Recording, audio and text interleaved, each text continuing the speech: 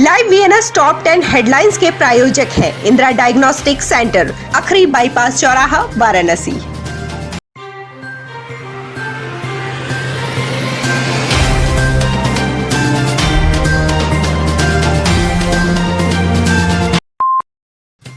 वाराणसी में शनिवार को कोरोना के 2272 नए मामले सामने आए हैं। बीते 24 घंटे में कोरोना से 5 मरीज की मौत हुई है।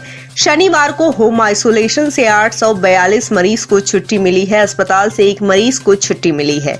जिले में कोरोना से मरने वालों का आंकड़ा 427 है। अब तक 40,706 कोरोना पॉजिटिव मरीज वाराणसी में मिल चुके हैं, जिनमें से 25,741 लोग स्वस्थ हो चुके हैं, जबकि एक्टिव केसों की संख्या 14,538 है।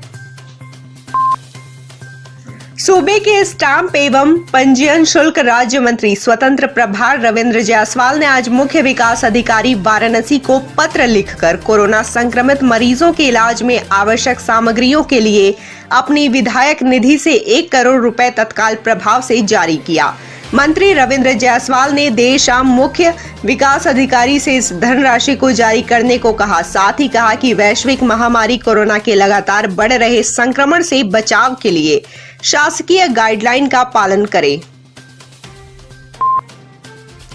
कोरोना संक्रमण को रोकने के लिए आला अधिकारी लगातार बैठकें कर रहे हैं। जिलाधिकारी कौशल राज शर्मा और पुलिस कमिश्नर ए सतीश गणेश नियमों को पूरी जिम्मेदारी के साथ लागू करवाने का मातहतों को निर्देश दे रहे हैं, पर कुछ अधिकारियों और आम जनता की लापरवाही की वजह से कोरोना संक्रमण की चेन टूटती हुई नहीं दिख रही है।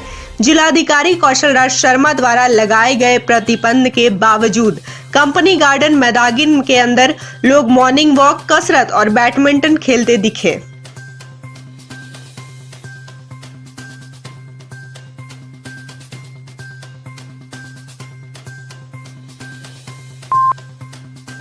शहर बनारस में कोरोना संक्रमण बहुत तेजी के साथ फैल रहा है। ऐसे में लगातार ऑक्सीजन सिलेंडर्स की किल्लत की बात सामने आ रही है, पर स्वास्थ्य विभाग जरूरत से ज्यादा उत्पादन के दावे कर रहा है। इसी बीच बीएचयू के सर सुंदर लाल अस्पताल में एक मरीज की ऑक्सीजन न मिलने के कारण मौत हो गई, जिसके बाद उसकी बेटी ने जमकर हंगामा किया। मरीज की बेटी का आरोप है कि उसके पिता को बुखार के साथ सांस लेने में दिक्कत थी, पर उसकी रिपोर्ट कोविड नेगेटिव थी। यहां अस्पताल में एडमिट करवाने लाए तो बोले कि किसी उच्च अधिकारी से पैरवी लगवाओ, तब एडमिट करेंगे, और इसी बीच पिता ने दम तोड़ दिया।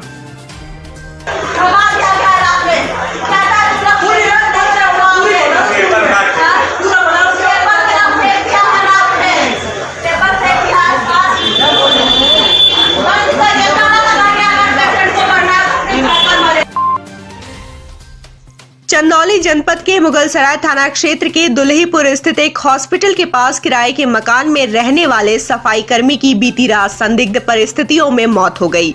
मौत के बाद परिजन दाह संस्कार की तैयारी कर रहे थे। उसी समय किसी ने पुलिस को हत्या की सूचना दे दी। हत्या की सूचना पर पहुंची पुलिस ने मामले की पड़ताल की तो मामला नशे की हालत में गिरने से लगी चोट से हुई पता चली। फिलहाल पुलिस ने शव को कब्जे में लेकर पोस्टमार्टम के लिए भेज दिया है और जांच में लग गई है। कोरोना के विकराल संक्रमण को देखते हुए तथा वाराणसी में ध्वस्त चिकित्सा व्यवस्था के संदर्भ में कांग्रेस नेताओं ने जनप्रतिनिधियों को पत्र लिखकर मदद की मांग की है।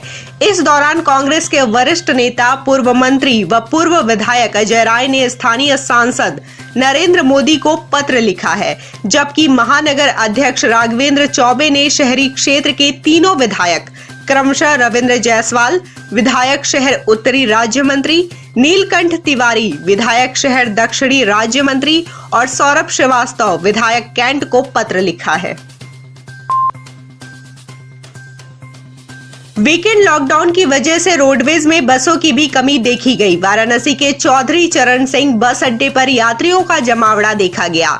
यहां कोरोना संक्रमण की चेन तोड़ने के लिए यात्रियों का रैपिड कोरोना टेस्ट किया जा रहा है, लेकिन लापरवाही ये है कि पॉजिटिव मिलने पर उन्हें बिना किसी प्रिकॉशन के वैसे ही घर जाने की सलाह दी जा रही है, जिससे कोरोना संक्रमण बढ़ने का डर बना हुआ है।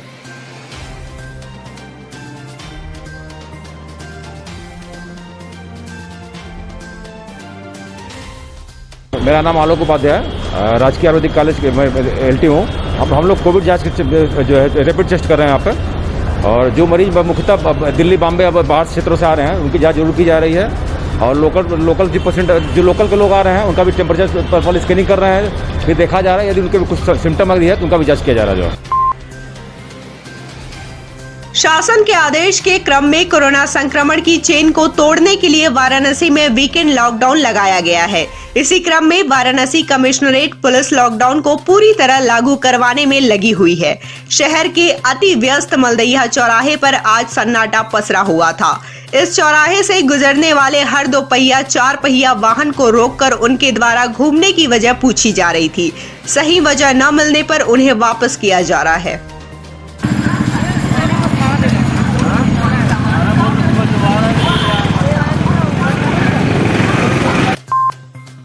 राज्य निर्वाचन आयोग ने 19 अप्रैल को जनपद में होने वाले त्रिसत्रीय पंचायत चुनाव के मतदान एवं 2 मई को होने वाली मतगणना को स्वतंत्र, निष्पक्ष एवं पारदर्शी एवं शांतिपूर्ण तरीके से संपन्न कराने के लिए विकास प्राधिकरण की उपाध्यक्ष ईशा दोहन को प्रेक्षक नियुक्त किया है।